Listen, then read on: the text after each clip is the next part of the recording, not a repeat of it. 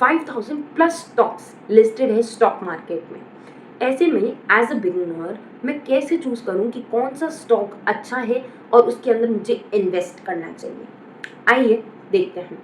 लेकिन उससे पहले एक इम्पॉर्टेंट बात, सबके लिए सेम स्टॉक्स बेस्ट नहीं होते।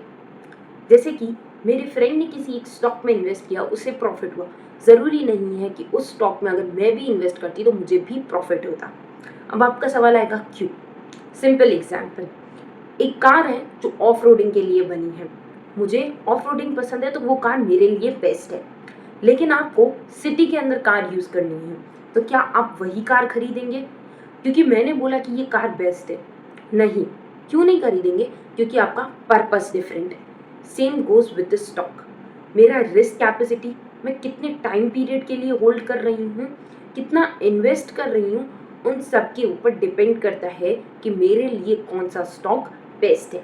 ज़रूरी नहीं है कि दूसरे ने इन्वेस्ट किया है तो वो मेरे लिए भी बेस्ट होगा। आइए समझते हैं कि कैसे मैं स्टॉक्स को फिल्टर आउट करूं ताकि उसके अंदर मैं अपनी रिस्क कैपेसिटी और अपने फैक्टर्स के अकॉर्डिंग अपने लिए स्टॉक्स चूज कर सकूं। सबसे पहले आप कोई भी स्टॉक देखें, किसी भी कंपनी को चूज करने जाएं, उसका मार्केट कैप 1000 करोड़ रुपीज से ज़्यादा होना चाहिए। ऐसा क्यों? जब आप ये सिलेक्ट करते हैं तो आप स्मॉल, क्रैप, मिड साइज ऐसी कंपनीज को निकाल देते हैं। लेकिन आप कहेंगे कि ऐसी ही कंपनीज के अंदर से फ्यूचर में जाके मल्टी बैगर कंपनीज बनती है। सही बात है, लेकिन 100 में से एक कंपनी मल्टी बैगर बनती है, बाकी की 99 लॉस करती है, बंद हो जाती है, आपका पैसा अटक जाता है। एज अ बिगनर आप इतना बड़ा रिस्क क्यों लेना चाहेंगे कि आप अपना हार्ड अर्न मनी ऐसे कंपनीज में डालें जहां 99% चांसेस हैं कि वो पैसा लॉस या डूब जाएगा। इससे बेटर है कि आप ऐसी कंपनीज में डालें जहां रिस्क कम हो। नेक्स्ट इज आपका 5 इयर्स का CAGR एटलीस्ट 10% हो या उससे ज़्यादा हो। अब 10% ही क्यों? CAGR बताता है कि कंपनी का ग्रोथ कितना है। अब उस ग्रोथ का परसेंटेज मैं ऐसे चूज कर रही हूँ कि हमारी इंडिया की ग्रोथ कितनी हुई है। इंडिया की ग्रोथ बताता है उसका GDP। अब GDP दो तरह के होता है, एक होता है नॉर्मल GDP और एक होता है इन्फ्लेशन एडजस्टेड GDP। मैं लेती हूँ नॉर्मल GDP। क्यों? क्योंकि कंपनी अपनी जब ग्रोथ बताती है तो वो नॉर्मल ग्रोथ बताती है, इन्फ्लेशन एडजस्टेड ग्रोथ नहीं बताती है, इसलिए मैं नॉर्मल GDP से कंपेयर करती हूँ।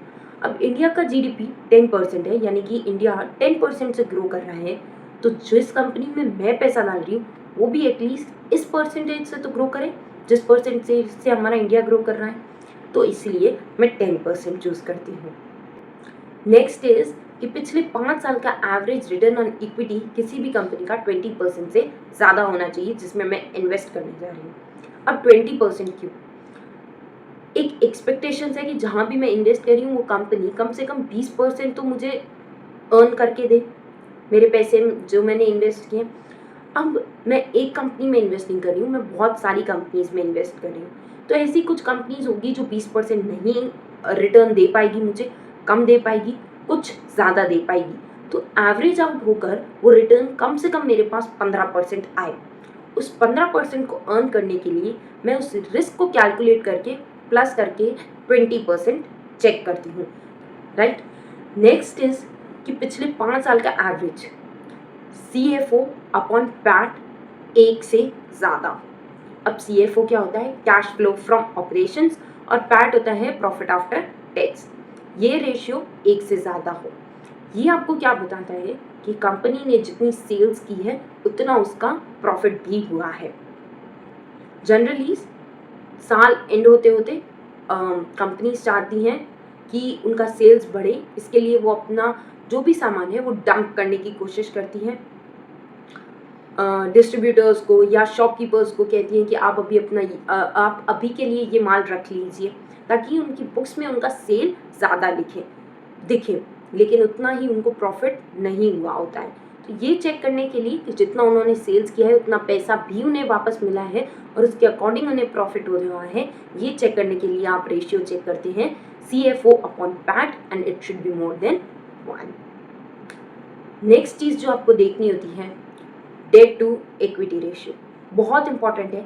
हमने बुक्स में जनरली इस रेशियो को देखा होता है 2:1 का रेशियो, लेकिन रियल लाइफ में जब हम किसी कंपनी के अंदर इन्वेस्ट करने जा रहे हैं तो हम इस रेशियो को लेते हैं कि डेट टू इक्विटी रेशियो 0.5 से कम हो। इतना क्यों? मोस्टली हमने देखा है कि कंपनीज बैंकक्रप्ट हो जाती है, पैसा नहीं दे पाती है। For an example Reliance communication, Videocon, ये क्यों बंद हुई? क्योंकि ये अपना डेट चुका नहीं पाई, पे आउट नहीं कर पाई। तो मैं मेरा हार्ड एंड मनी किसी कंपनी में इन्वेस्ट कर रही हूँ, आगे जाके पता चले कि वो कंपनी अपना डेट नहीं चुका पाई और बंद हो गई, ऐसे में मेरा पैसा अटक सकता है या डूब भी सकता है।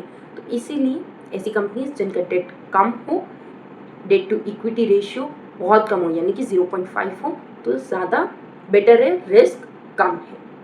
इन सब रेशियोज और परसेंटेज के साथ साथ कुछ ऐसे पॉइंट्स हैं जो आपको देखने चाहिए। वो है कि कंपनी का पॉजिटिव फ्री कैश फ्लो कितना है, जीरो प्लेज परसेंटेज है कि नहीं है, साथ ही साथ पिछले साल का उसका रिटर्न ऑन इक्विटी 15% से ज़्यादा है कि नहीं है।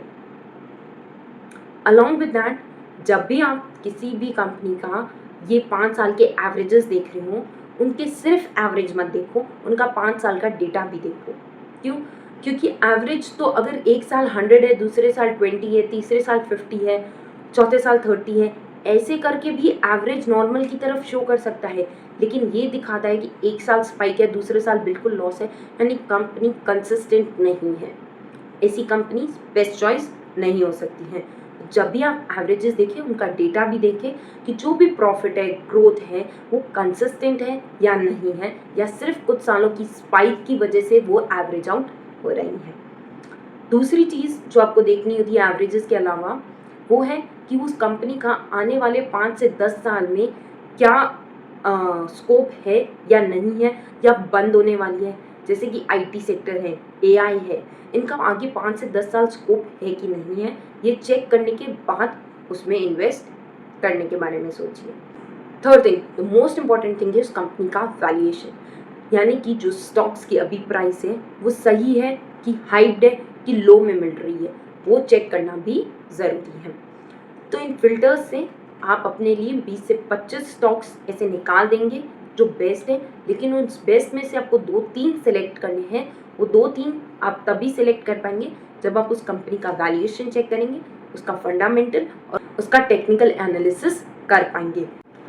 अगर आप चाहते हैं कि मैं अपना next video fundamental, technical analysis और वैल्यूएशन कैसे करते हैं स्टॉक्स का, उस पर बनाऊं, तो मुझे कमेंट कीजिए। और अगर आपको ये वीडियो इन्फॉर्मेशनल लगा हो तो इसे लाइक करना ना भूलें और अपने दोस्तों के साथ भी ज़रूर शेयर करें और चैनल को सब्सक्राइब करना ना भूलें। So that's all, this is me Palak Sharda signing of.